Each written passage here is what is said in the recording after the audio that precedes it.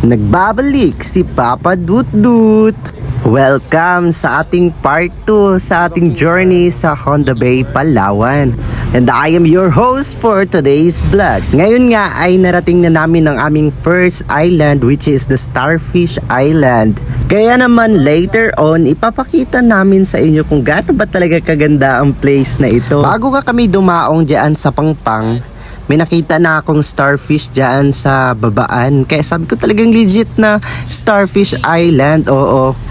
Welcome sa Daugan Starfish ng Palawan. Wow. Oh, nagtayo agad. Dito pa lang sa loob.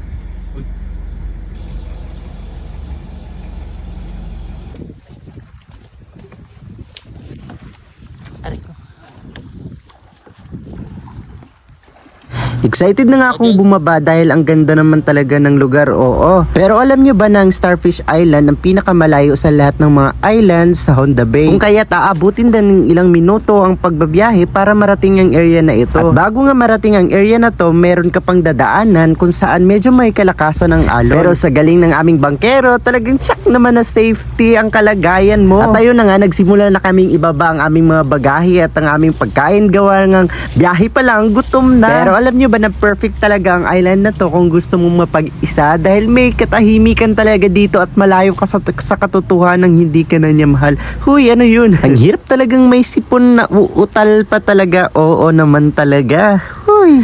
Mamaya nga ay iikutin natin tong buong isla na to kung kakayanin pa. Dahil may 3 destination pa kami na kailangan puntahan. Pero sabi nila ito daw ang pinakamaganda, kaya naman magtatagal talaga tayo dito. Oo. Dahil sa ibang destinasyon ay medyo may karamihan ng tao. So dito tahimik talaga. Puputok na nga ang pantog ko kaya dali-dali akong pumunta sa kanilang banyo. At laking gulat ko, mas malinis pa ang CR nila kaysa sa aking kwarto. Ano ba?